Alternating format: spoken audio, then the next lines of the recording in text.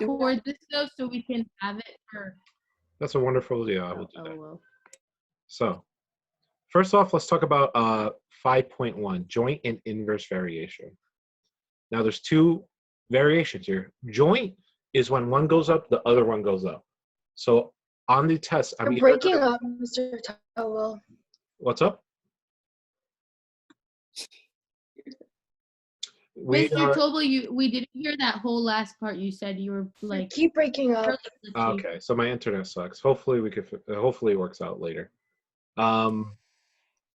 So at the end of the time, we have 5.1. There's two things, joint and inverse. Joint goes up together and goes down together. That's joint. Inverse, they're opposite. So one goes up, the other goes down, and vice versa. So what we're going to do there is talk about, in the test, I'm going to write like scenarios like how many pizzas you buy and how much money you spend. Is that a joint variation or a inverse variation? So you're going to have to be able to tell from the words, okay? How many miles you walk and how many calories you burn. The more miles you walk, the more calories you burn. So that's joint. They go up together. And then we're also going to have this type of problem. The variables x and y vary jointly.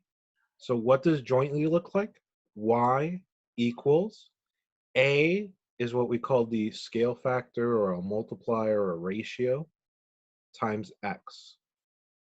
Okay? Because not everything's 1-to-1, even though it goes up or down the same direction. Like every one slice of pizza might cost you $2. So A in that case would be 2 because it'll double. So if x is 2 and y is 10, your first thing is to do is to find A. So we're just going to plug this in and find A. So 10 equals A times 2. Divide 2 on both sides. Then I have 5 equals A. So your first part is good. You found A. Then find what y is when x equals 5. So we're going to find y when we know that A is 5. So we know that for a fact. And we're going to plug in a new x, which is 5 also. Happens to be the same number. Then we just do the math. 5 times 5. Y in this case is 25.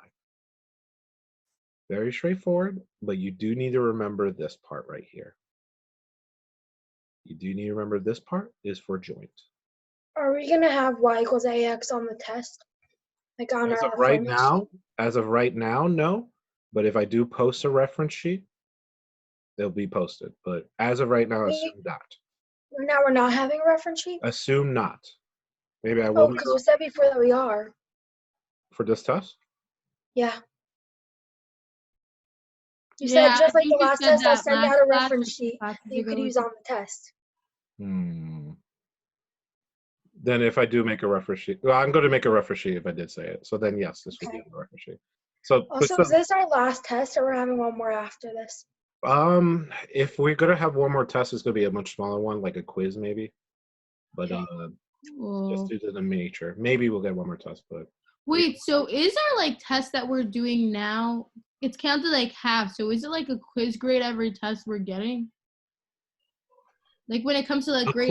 A quiz grade is like 1/4 when I do it, so it's 25%. So it's like 2 quizzes. 2 quizzes. 2 quizzes. But what if we're doing better now? That's the problem, though. It's like, what if you were doing a lot worse? I can't even come to help you, like in the classroom. So it's kind of, we have to minimize. No, I get it. It's like a better way. Okay. Any questions on joint before I clear this up? So go to the next one. Okay. So inverse, like we said, is opposite. So one goes up, one goes down. So how much food you eat and how much space in your stomach, the more food you eat, the less space you have. How many flowers you plant on the lawn versus how much space there is for grass. So if your lawn is more flowers, then there's less grass because the flowers are taking up that space. So usually those are kind of the inverse. One goes up, one goes down. Okay. Now, here's our example problem. And this part, which I will put on a reference sheet, is for inverse, is y equals a over x. Very important, x is the denominator. And that makes it a rational, or not rational, yeah, just make it a rational function. Okay, so Aren't you supposed to put like y over 1 then, like, so that you can make you could that do one? it like that, yeah. But because you're going to see how I'm about to do it, y over 1 doesn't really change anything. Okay. So, and because they're equal to each other also. So if they were adding or subtracting, I didn't even think about that. yeah. Okay, so if x is 6 and y is 4, so this is 4 equals a over 6. Find a. So we're going to find a.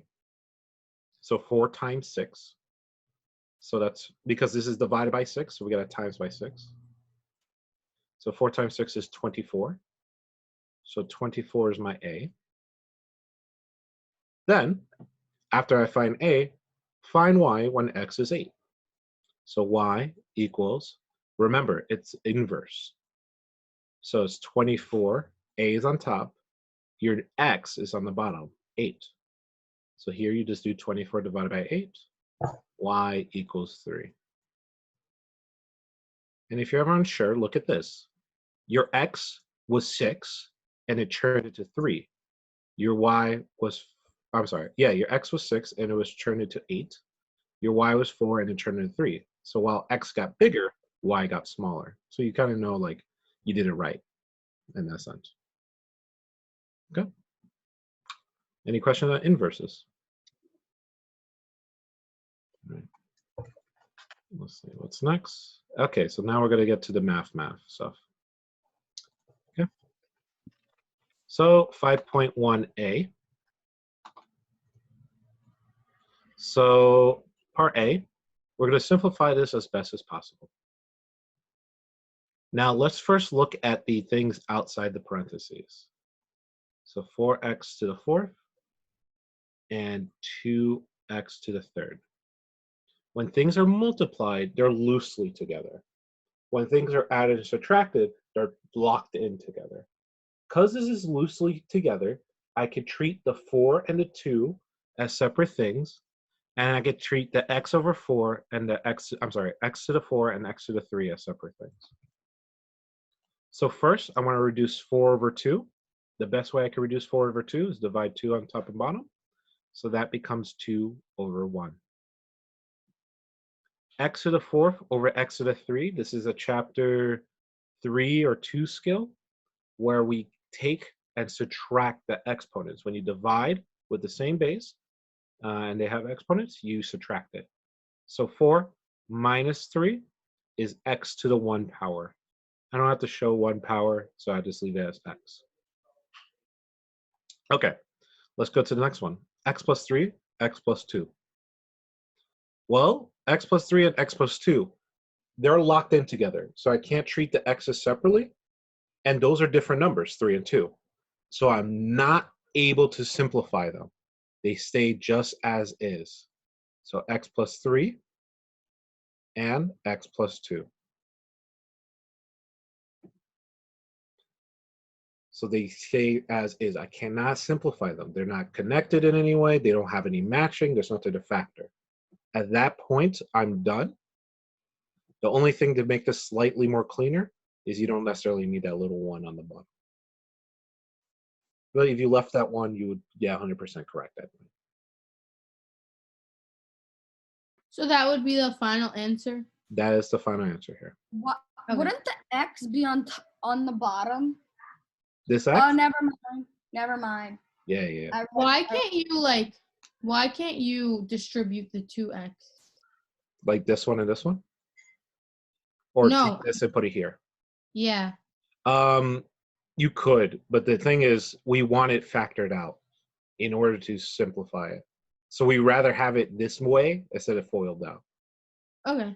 It wouldn't be incorrect. It's just kind of like inconvenient, I would say, more than that. So it's like an extra step you don't have to do.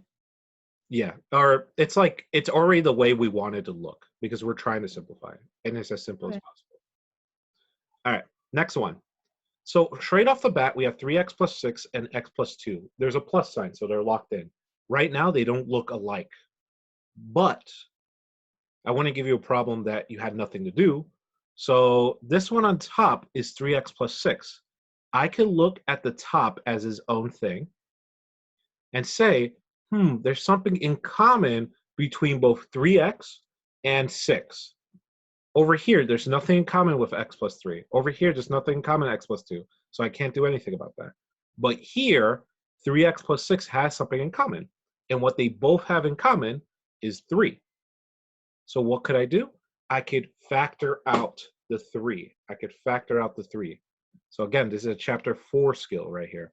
So we're going to take the 3, make it move. Take the 3, make it move. That's what's in common. And we're going to divide each by 3. So it becomes 3, parenthesis, x, because 3 divided by 3 is 1, plus 6 divided by 3 is 2. So we took the 3 in front, and now we got an x plus 2. But what's on the bottom is also x plus 2. Because they are exactly the same, x plus 2 and x plus 2, I could cross these both out. And then all I'm left with is 3. So your answer is just 3.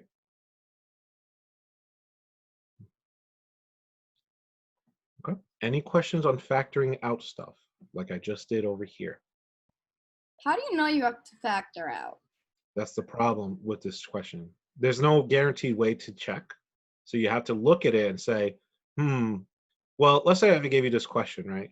First off, maybe you think, Mr. Tobo want to give me a question that's like a trick question, like that literally have to do nothing, like it's already simple.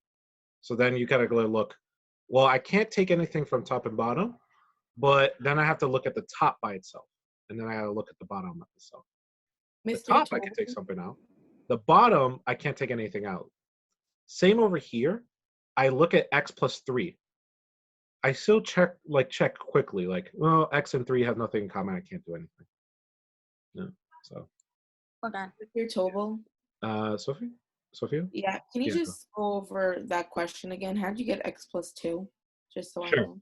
So what I did is I looked at x plus 3, which is the numerator, right? And I said, something's in common between 3x and 6. So what's the greatest common factor between 3x and 6? 3. 3. So I put a 3 on the outside, and I had to divide by the greatest common factor, which I said was 3. Oh. So that becomes 3, and what's left over is x plus 2. Okay. Yeah. Thank you. So let's go to the next one, letter C. Letter C. We have on the bottom x plus 3. Nothing you could really do there.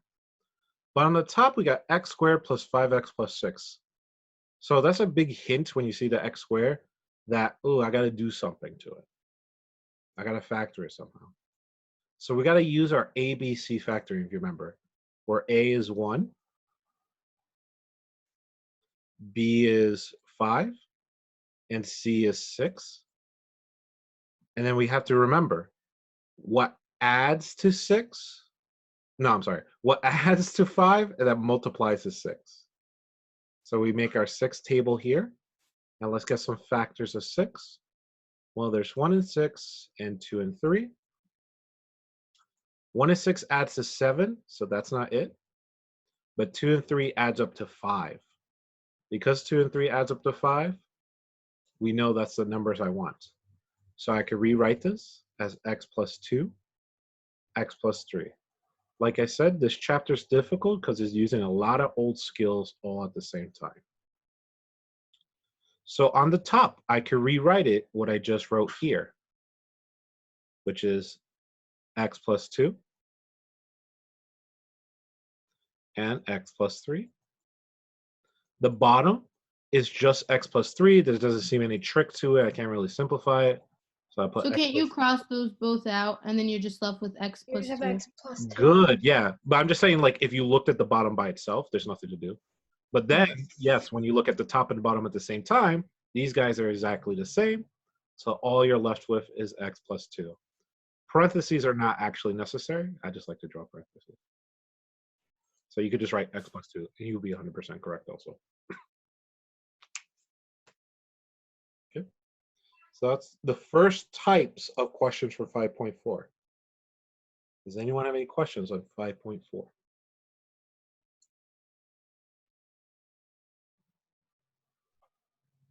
Okay. I'm going to scroll down a bit. We're going to do type 2 now. Let's see if I can hide this thing.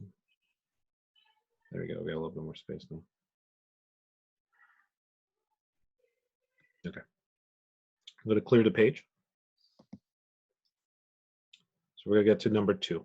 Multiply and then simplify. So when you multiply fractions, you just go straight through, okay? So we're going to multiply first and then simplify at the end. So the top part, normal numbers multiply normally. 3 times 2 is 6. X to the third times x to the 1, if you don't see a variable. When you multiply the base of an exponent, you add the exponents. So x to the third times x to the 1 is going to be x. You got to add them to the 4. 3 plus 1 is 4. Then y to the 7, y to the 2, same situation. You got to add them. You got y to the 9. On the bottom, 6 times 4 is 24. Get a different color. 24. X squared plus or x squared times x to the first, you add them, so x to the third. And then y times y, so y to the 1 times y to the 1 becomes y to the 2. Now it's one big fraction. We can simplify. So 6 over 24, you could take out a 6 out of both of them. So it reduces to 1 over 4. X to the fourth divided by x to the third, that's a 3. So that's subtraction. You have 1x left over, so I could just write just x. And y to the ninth minus y to the second, or divide, I should say, but you subtract the exponents, is y to the 7th.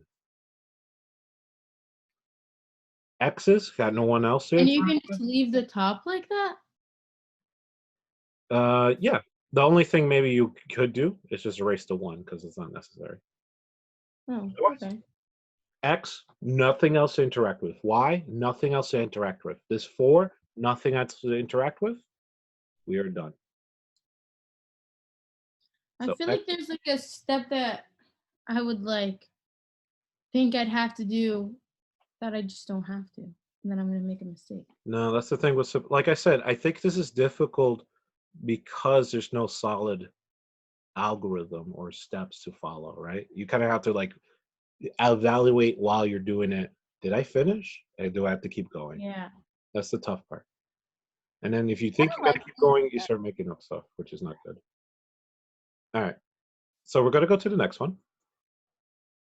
Now we have this whole thing times 2. Instead of distributing the 2, because then I'm gonna have to factor it out anyway, I'm gonna write the top like this.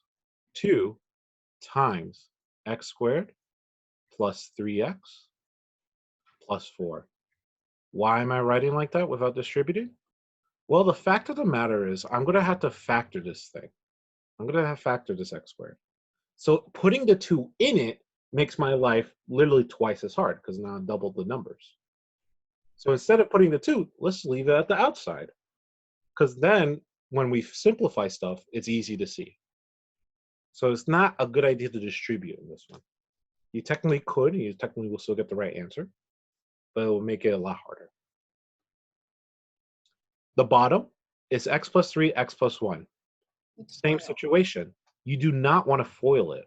The reason is you don't know, or you rather have it here where it's nice in smaller pieces than in one big piece. Smaller pieces are easier to cancel out, so we rather have them separate. But won't you have to FOIL anyways eventually? No. Oh. Kind of like what Rachel asked for like a couple of questions ago. Do we have to distribute it back? No, I don't want you to distribute it back. Okay, So the top right now is not finished being simplified. So let's simplify the top. So we have our B, which is 3, and our C, which is 4. You have to multiply to C and add to B. Yeah. Wait. No, you multiply to C to add to B. I'm going to change this question so it makes it nice. This is going to be a 3 and this is going to be a 4. There we go. Let's just do that. So this is a 3 and this is a 4. And our question is nice and easy now. Because otherwise, then we have to use something else, which I don't want to do. And I don't want to test you on. So what multiplies to 3 that adds to 4? Thankfully, 3 only has one set of factors, 3 and 1. And hey, they perfectly add to 4, which is really nice. So we're going to have x plus 3 and x plus 1. Now notice that the top and the bottom both have x plus 3 and x plus 1.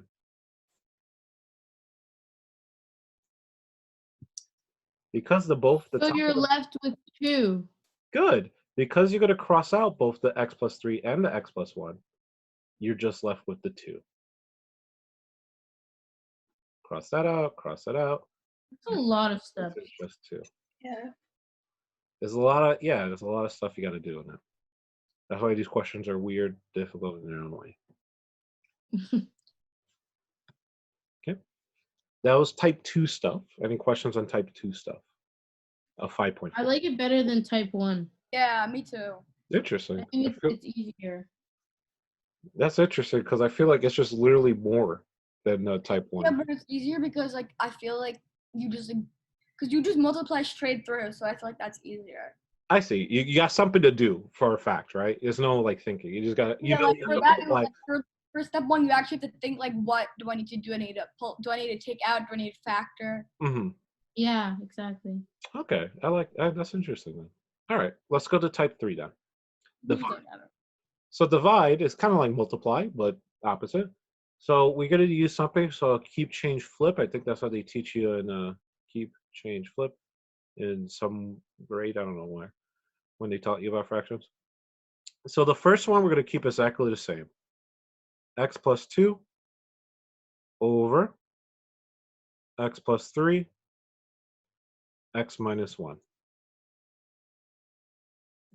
times. Oh, we changed the symbol. So instead of being division, now it becomes multiplication. And then we flip the last fraction. So the back part is going to become x plus 3. The bottom becomes the top. And the bottom here becomes x plus 2, x minus 1. X plus 2, x minus 1. Okay? Now you could combine them, but because they're all separate pieces, we're not going to distribute, we're not going to FOIL. To save me time, and maybe even if you want to do it quicker, you just make a big line like that.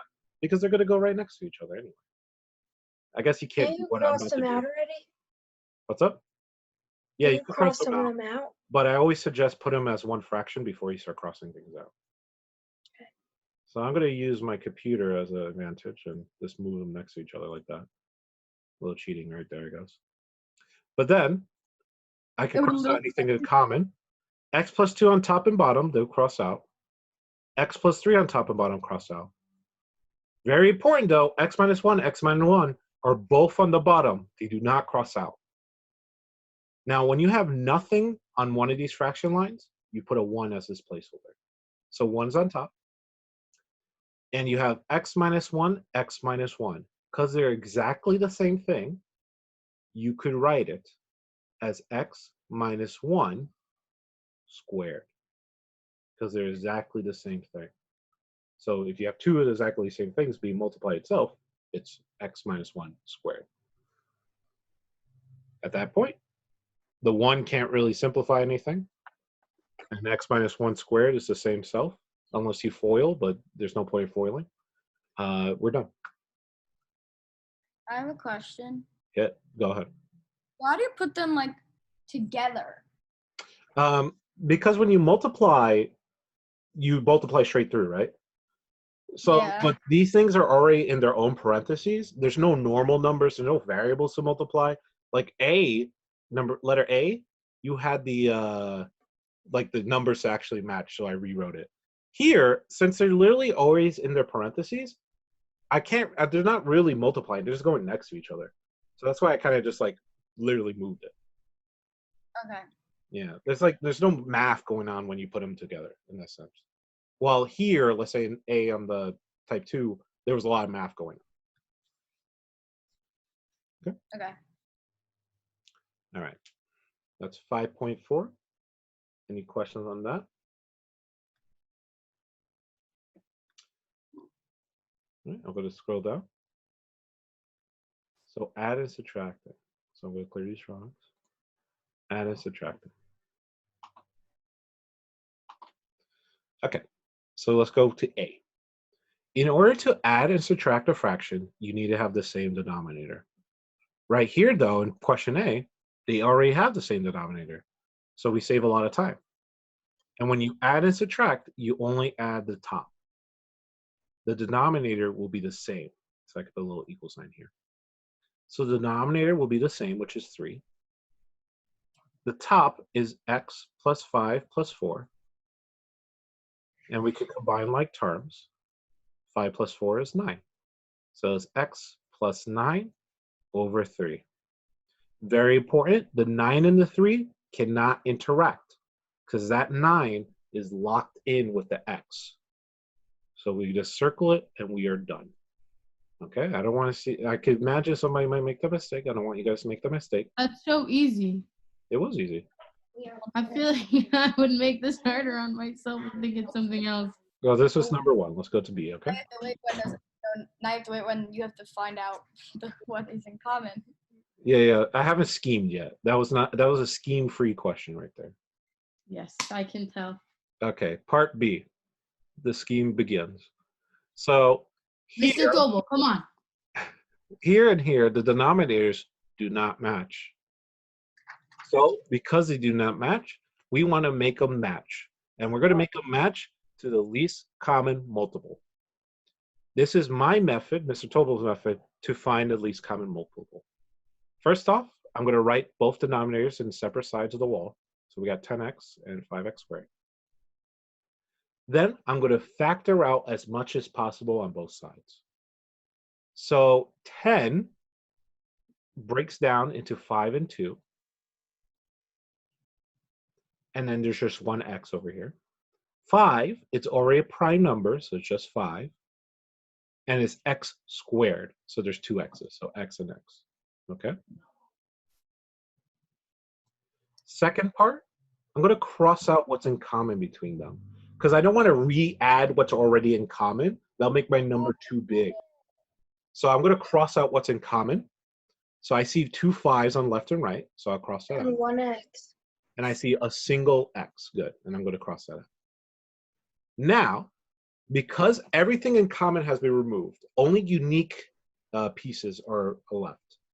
I want them to become common, so I'm going to give whatever the left side unique to the right, and whatever the right side is unique to the left.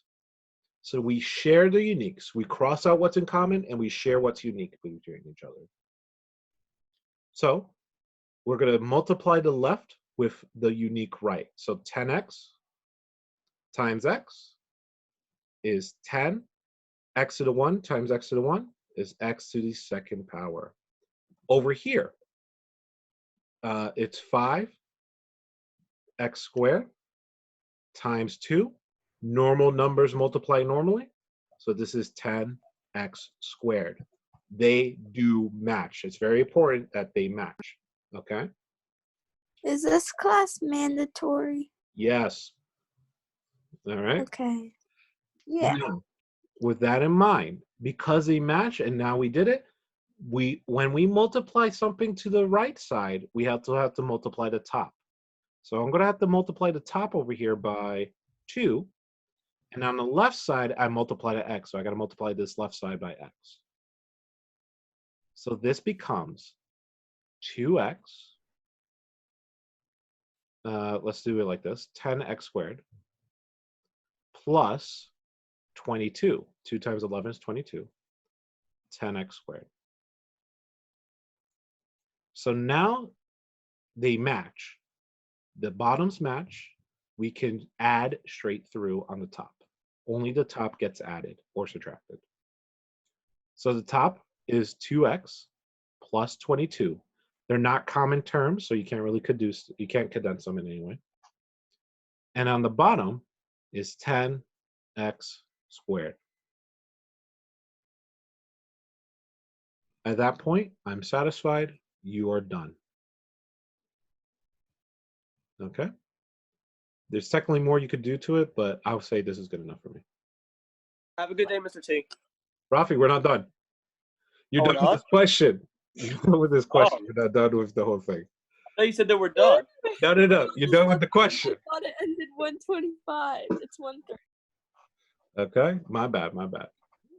I can see where that best source to say came around. But either way, here we're done with the question, which is 2x plus 22 over 10x squared. Good. Last one, subtraction. Thankfully for addition and subtraction, there's not a big difference like multiplication and division. But we still have some problems. These are not the same. So we got 2x on the left and 4 on the right. I break it up into factors. 2x is just 2 and x. 4 is just 2 and 2. Then I cross out who's in common. Each one has a single 2. Then I give whoever is unique to each other. So x is going to the right, and this 2 is going to the left. 2 times 2x is 4x. 4 times x is 4x. They match. Because they match, now we could do some work. But whatever I do to the bottom, I got to do the top. So this over here gets multiplied by 2. And this over here gets multiplied by x. Because it's the unique things here. That's why I'm multiplying the top by. So on the left, we got 2 times 5, which is 10, over 4x, minus 3x, 3 times x, which is 3x, over 4x. Hey, what's really nice is they match, top and bottom, or the bottoms match. Because the bottoms match, we could go straight through. That's 10.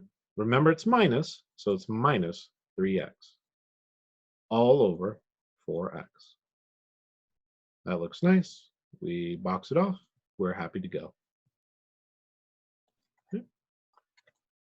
That's 5.5. We got one more section, and especially the last one in 5.6 is new. So we definitely want to stay around for that. Any questions on cross multiplying, right? Is the first point of 5? Yeah, the first couple is cross multiplication. Okay. But for 5.5, any questions? Okay, so that's clear. So 5.6, funny enough, I feel is easier than 5.5 and 5.4. When usually the farther you go, the harder it is. So 1 and 2 are just going to be cross multiplications because they're equal to each other and they're fractions. The best thing we could do is cross multiply. So 5x times 1, that's very easy. That's 5x. Equals 4x times 3. 4x times 3 is 12x. Now here you have 5x equals 12x. I could subtract 5x because they're like terms. I want to subtract them. So it's 0 equals 7x. Remember, if you subtract it, it completely disappears. Divided by 7, divided by 7. But the nice thing about 0 is 0 divided by anything is 0. So your x is 0.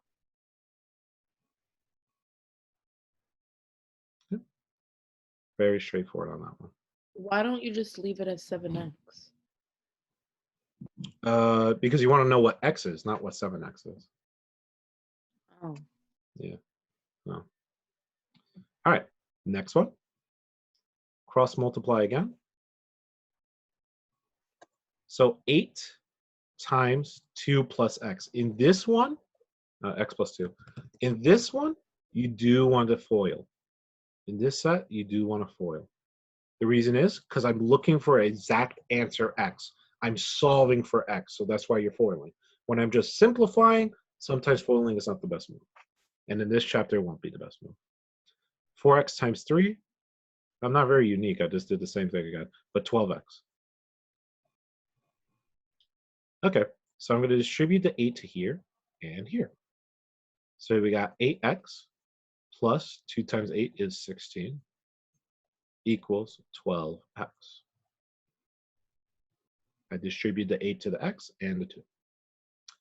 Okay, I'm going to subtract 8x. I want all my x's on one side. So I got 16 equals, this is a 4x, divided by 4, divided by 4, x equals 4. 16 divided by 4 is 4, so x equals 4. Okay. So number 3, I would call the ultimate scheme of this chapter. Because So don't even start, Mr. Tobel. Just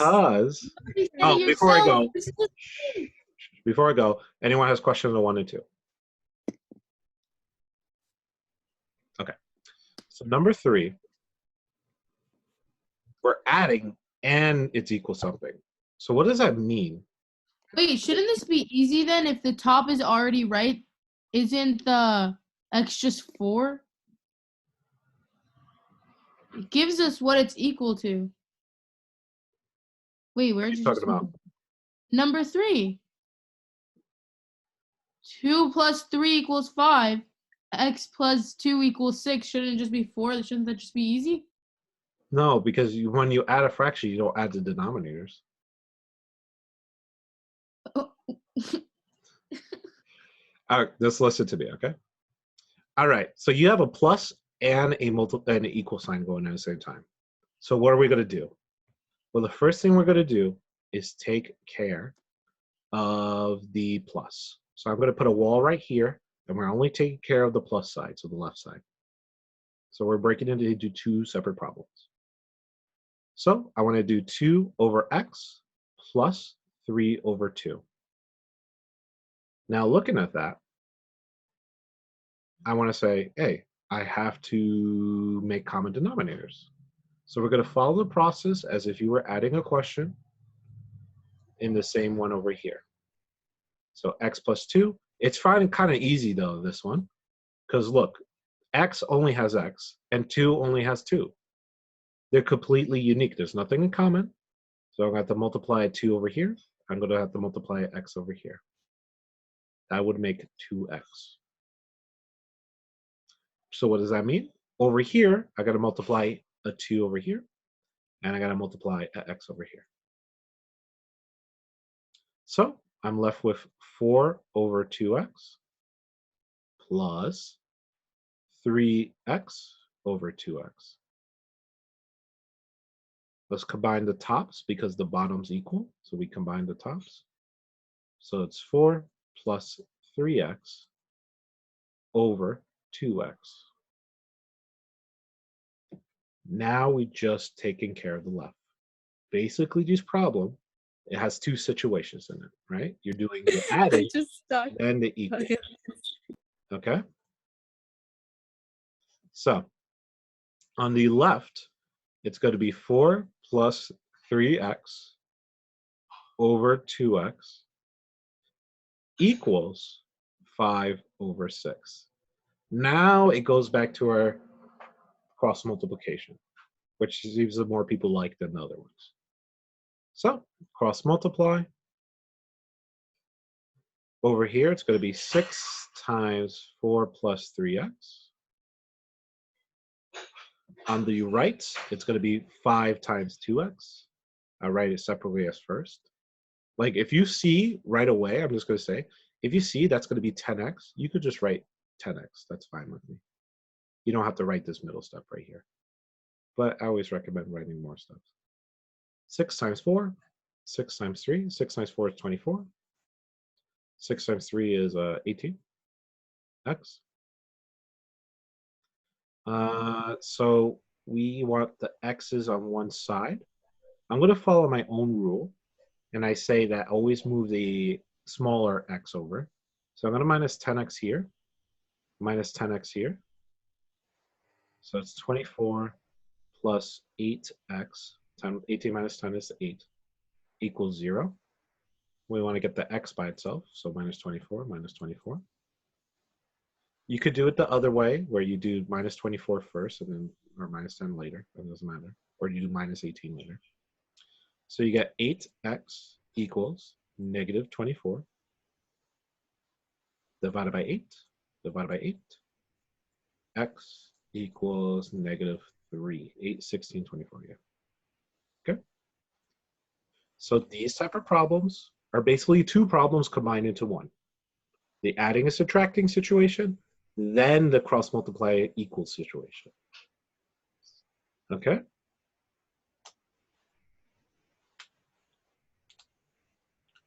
Now, especially Rafi, now we are done.